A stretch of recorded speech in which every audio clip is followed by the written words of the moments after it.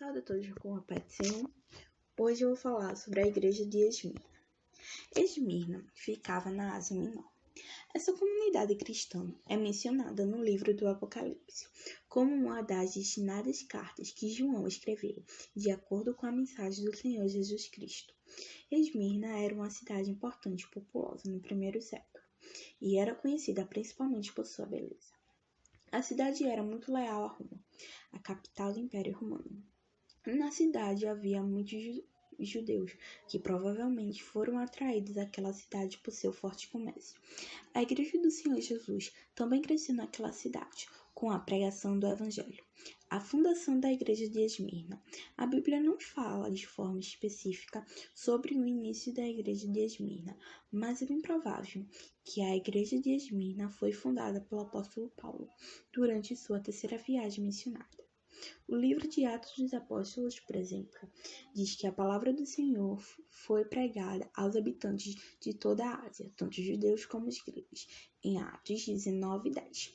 Se de fato foi nesse período que a igreja de Esmirna foi fundada, então isso aconteceu entre os anos de 53 e 56 depois de Cristo. A tradição cristã sugere que Policarpo, discípulo do apóstolo João, chegou a ser bispo da igreja de Esmirna.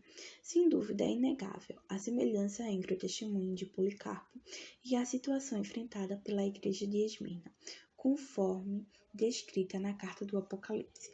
Policarpo foi cristão fiel, temente ao Senhor e líder exemplar. Por causa da sua fidelidade a Cristo, ele acabou sendo queimado na fogueira em 155 depois de Cristo. Policarpo se negou a conhecer César como uma divindade. Com toda certeza, esse Martim pode muito bem ter sido pastor da perseguida igreja de Esmirna. A carta à igreja de Esmirna. A carta à igreja de Esmirna, assim como as demais cartas do livro do Apocalipse, segue uma estrutura padrão. A carta começa com uma saudação da parte do Senhor Jesus Cristo ao anjo da igreja, seguida por uma autodesignação de Cristo. Depois vem o elogio do Senhor à igreja local, sua exaltação, enfatizando que a igreja deve ouvir o que o Espírito diz, e por última uma promessa relacionada à fidelidade da igreja. Elogio à igreja de Esmirna. O Senhor Jesus elogia a igreja de Esmirna, falando sobre as dificuldades que eles tinham de lidar.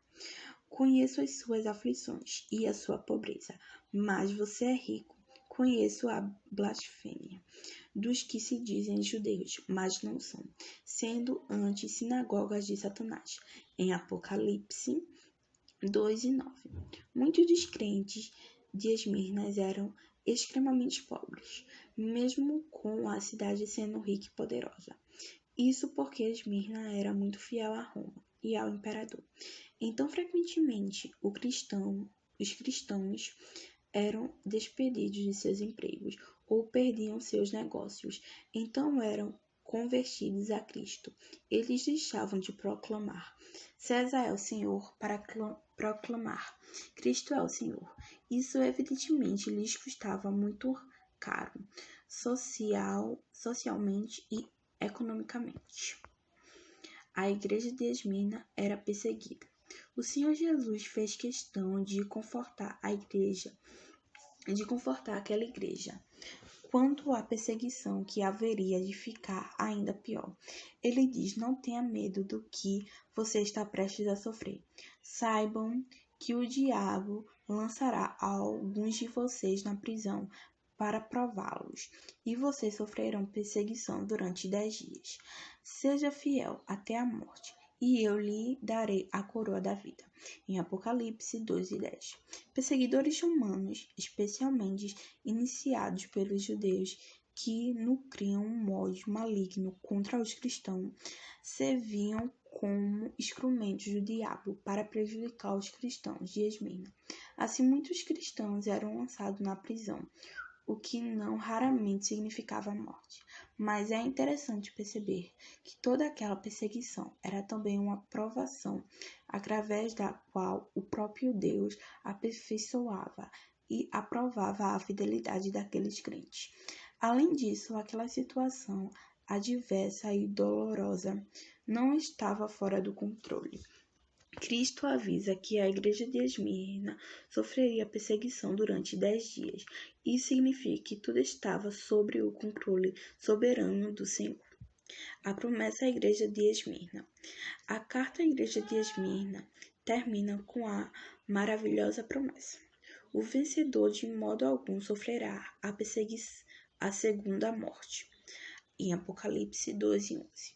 Aqui nos lembramos de um ensino do Senhor Jesus. Não tenha medo dos que matam o corpo, mas não podem matar a alma. Antes, tenha medo daquele que pode destruir tanto a alma como o corpo no inferno. Em Mateus 10:28. A vida dos crentes da cidade de Esmirna no primeiro século estava sempre por um fio. Diariamente, alguns deles sofriam a primeira morte diante das feras ou diante do fogo. Como falamos de Policarpo, foi um daqueles que sentiram a dor das chamas inflamadas, do fogo terreno, do amor ao maravilhoso Evangelho de Cristo, que conduz o pecado ao fresco da vida eterna na glória celestial. Então, os crentes de Esmirna poderiam ter seus corpos destruídos por seus perseguidores, mas jamais eles seriam lançados de corpo e alma no lago de fogo no grande dia do Senhor. Em Apocalipse 20:14. As palavras de Cristo na carta à igreja de Esmirna ainda são tão atuais quanto foram há quase 2000 anos. Elas têm confortado a igreja fiel por todos esses anos, e assim continuará sendo até a vinda de nosso Senhor. E é isso, agradeço a oportunidade em nome de Jesus. Salve a todos com a paz do Senhor. Hoje eu vou falar